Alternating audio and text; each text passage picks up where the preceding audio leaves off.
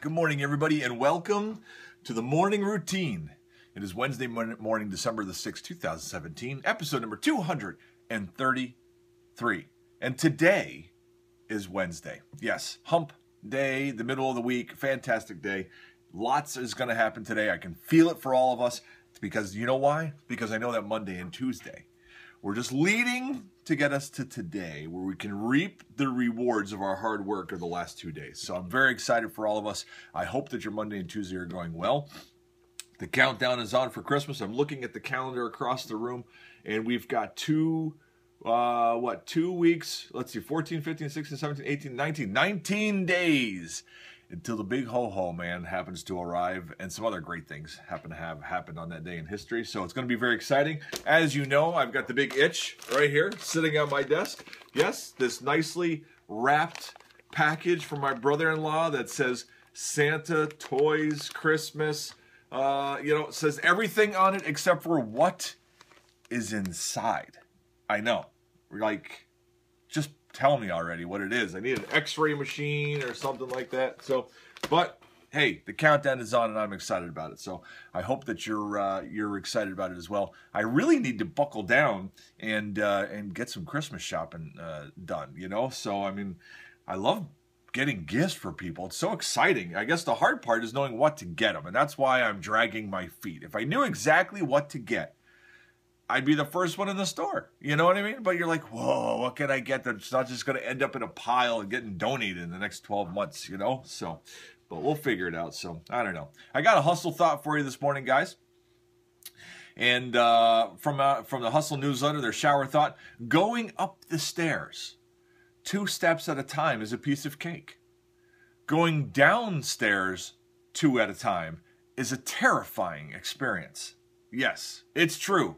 You can go upstairs 2 at a time in your sleep. Coming down them 2 at a time, you're on your butt. So try not to do that. So, but good shower thought right there. But I was up last night working, and I'm excited about the morning routine and where we're going. I have made an official decision.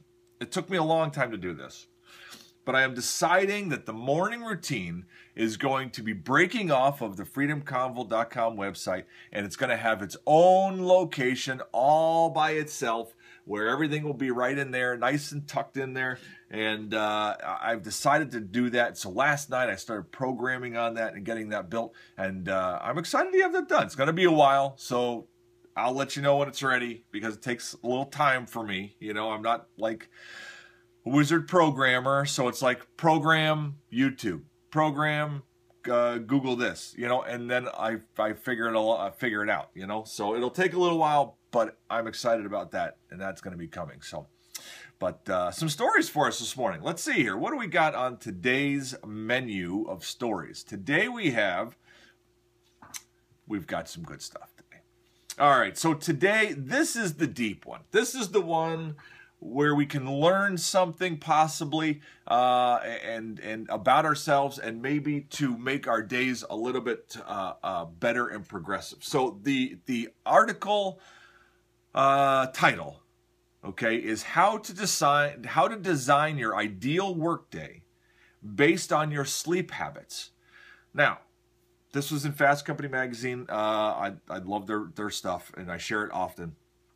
I'm going to share some snippets of this, and it's really cool. I really enjoyed this. I learned a lot about myself while I was reading this.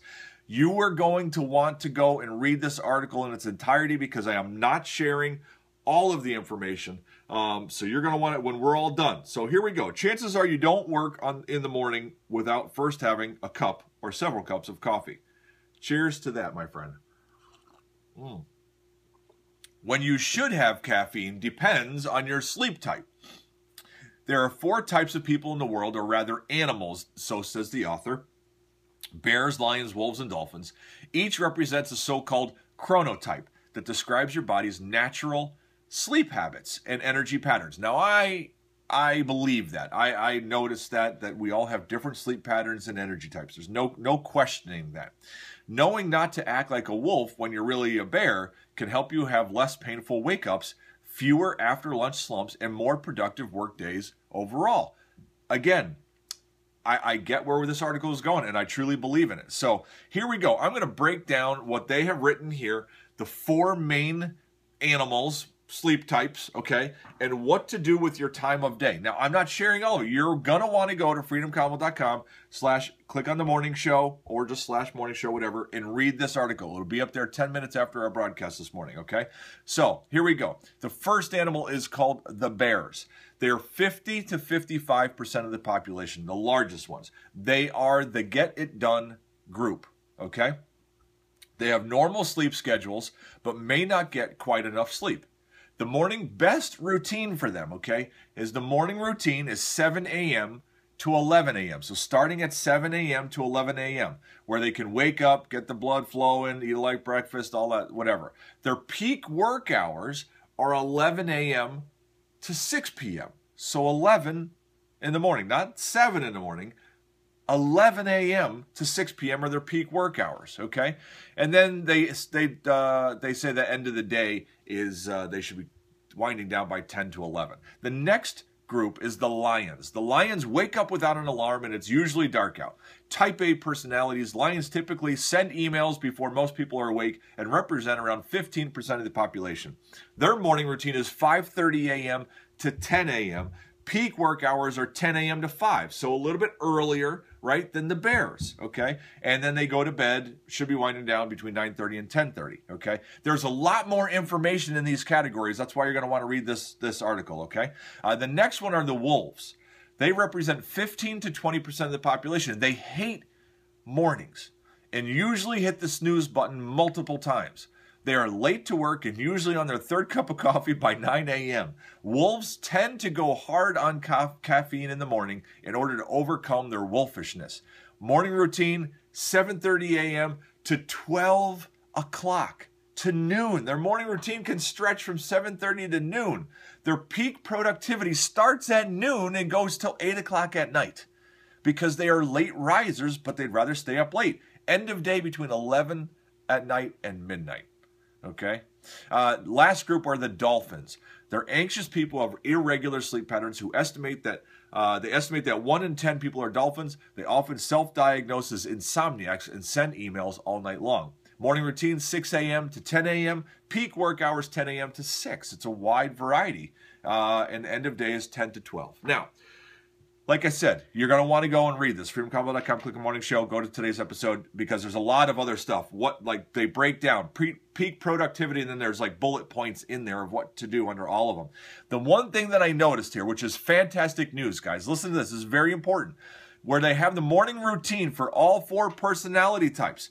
Every single personality type, okay? I'm going to write in there, just picture that it has the morning routine with freedom right in there. There you go. So every single one can start the day right here with a cup of coffee and the morning routine. So I injected that. It wasn't in the article, but it should have been. So on we go.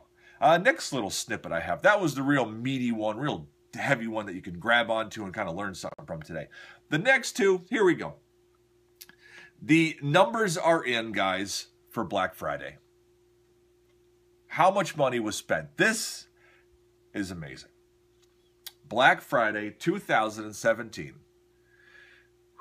American shoppers, here we go, spent a record $5 billion in 24-hour time. 24 hours, $5 billion. That marks a 16.9% increase in dollars spent online compared with Black Friday 2016. That is amazing. That was online sales, $5 billion in 24 hours. 80% of online spending in America, that was tracked by 80% of online spending at America's 100 largest retail websites. Foot traffic decreased less than 1% in retail establishments, which is a win for anybody who's in retail, because online is kicking butt and taking numbers, as they say, right? The fact that shoppers' visits remained intact on Black Friday illustrates that physical retail is still highly relevant and, when done, can be profitable. But $5 billion in 24 hours was spent online Black Friday. That's huge. So, and to follow it up, our last article of information is, what is the history of Black Friday? Where on earth does the term Black Friday hail from? Great question, you ask. It makes sense that the term Black Friday might refer to the single day of the year when retail companies finally go into the black, as in make a profit. But the real story behind Black Friday is a bit more complicated and darker than that. This article comes from History.com, shared on the morning routine, of course. The first recorded use of the term Black Friday was applied not to holiday shopping, but to a financial crisis, specifically the crash of the U.S. gold market in September 24th, 1869. Two notorious, ruthless financiers worked together to buy up as much as they could of the nation's gold, hoping to drive the price sky high and sell it for astonishing profits. On that Friday in September, the conspiracy finally unraveled, sending the stock market into a freefall and bankrupting everyone from Wall Street barons to farmers. Now, that was the first time the word term Black Friday has ever been used that they can find, recorded that. But that is not where the term Black Friday for our shopping the day after Thanksgiving comes from. Here is the true story of where it comes from. Back in 1950s, police in the city of Philadelphia used the term to describe the chaos that ensued on the day after Thanksgiving, when hordes of urban shoppers and tourists flooded into the city in advance of the big Army-Navy football game held on Saturday every year. Not shopping, football. Listen to this. This is great, guys. Not only would Philly cops not be able to take the day off, but they would have to work extra long shifts dealing with the additional crowds and traffic. Shoplifters would also take advantage of the bedlam in stores to make off with merchandise, adding to the law enforcement headache all over the Army-Navy football game. In 1961, Black Friday had caught on in Philadelphia to the extent that the city's merchants and boosters tried unsuccessfully to change it to Big Friday in order to remove the negative connotation. The term didn't spread to the rest of the country until much later, however, and as a result, in 1985, it wasn't in common use nationwide. So as early as 1985, it still wasn't called Black Friday like by everybody. Retailers found a way to reinvent Black Friday and turn it into something that reflected positivity in the late 80s. The result was the red to black concept that most of us hear now. That actually was manufactured. It's true, but it was marketed as that to add a positive connotation to it instead of the negative connotation that it had. The notion that the day after Thanksgiving marked the occasion when America's stores finally turned a profit. The Black Friday story stuck, and pretty soon the term's darker roots in Philadelphia were largely forgotten. And with that, how many people watch the Army-Navy football game anymore? Not very many. So there you go. The true story behind the term Black Friday. That was awesome. So very cool. Yes, good morning, Dad. I see it. And you did contribute some money on Black Friday. But you know what?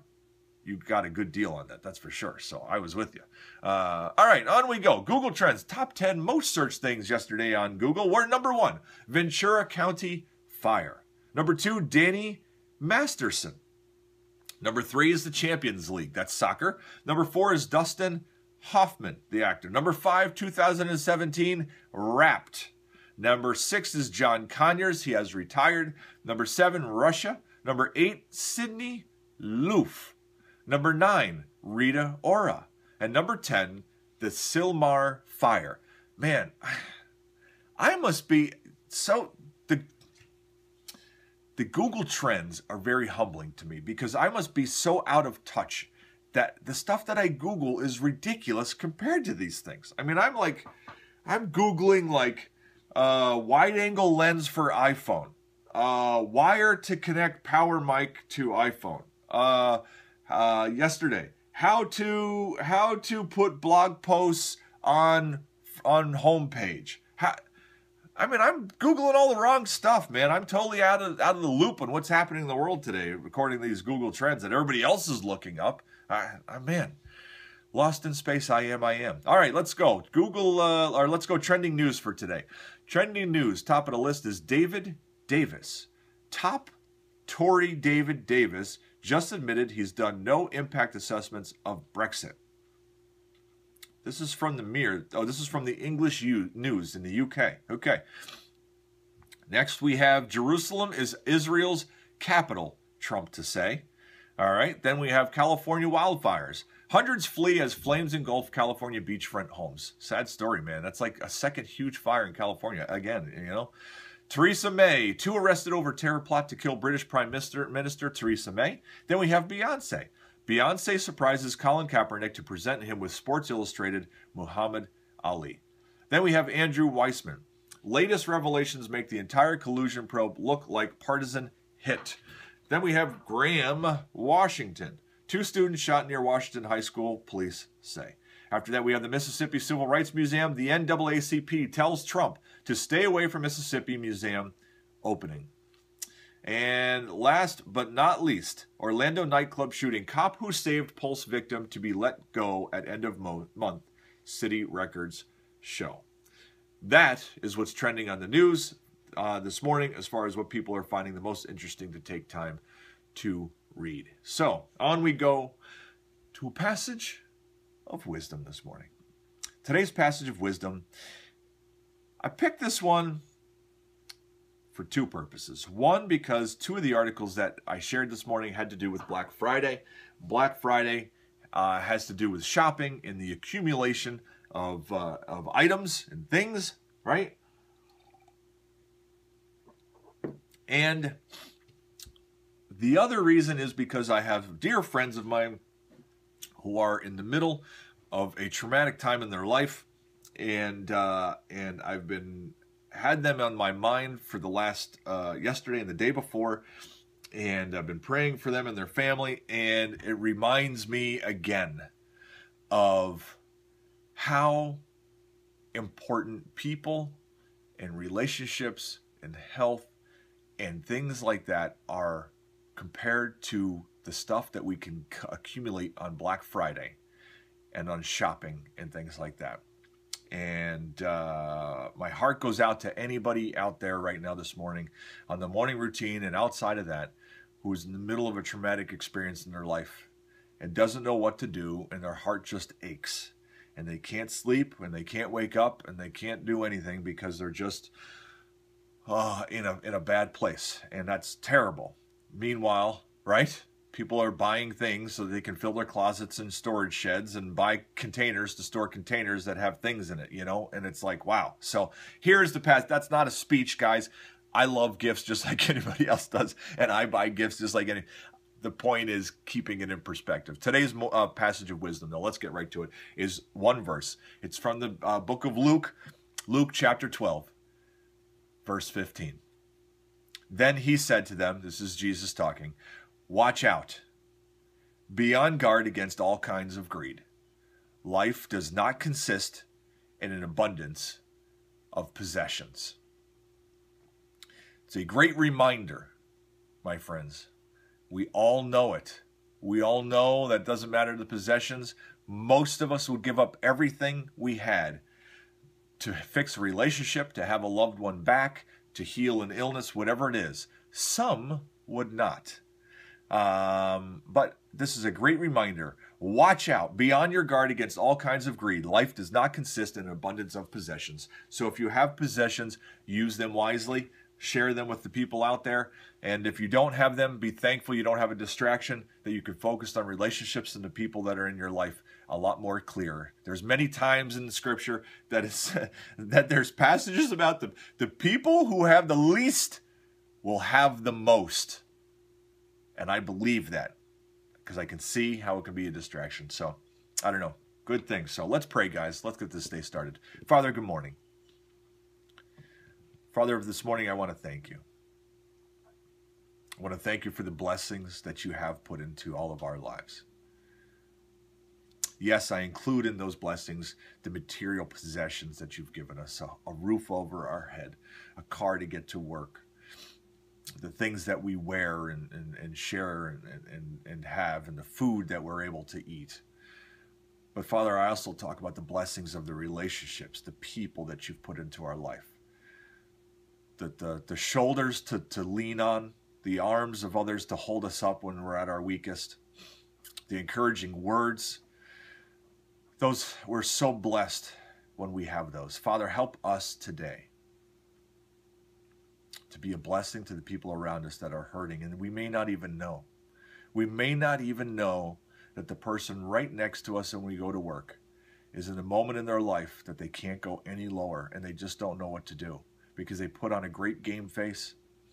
Help us today to be a person of love and encouragement on those, because right now, Father, there are people out there who do not need a new TV. They do not need the newest gadget. They do not need a new phone, but they do need a word of love and encouragement and their arm wrapped around them and telling them that they're worth an immense amount of value and that they have been meant for something great. Help us, Father, to be the person to do that today. We thank you for your love and your strength around us to carry us through each day. Protect us as we go through our day today. We love you. Amen. And that, my friends, is a magnificent wrap. Thank you so much for being here today. I hope that your Wednesday is extraordinarily awesome, and I hope that you're able to do exactly what we just prayed, because at the end of the day, if you could sit down and say, today, I showed somebody love and encouragement, you will feel awesome, and I would want to high-five you if I could see you right there. So let me give you a high five right now. So guys, enjoy your day. And until tomorrow morning when we get back together in the morning routine, don't forget to like, subscribe, share, right? Visit the articles on the website. You'll see that other one that we talked about earlier. It's fantastic. And today, don't forget to be exactly who you were meant to be. I love you guys. Have a great day.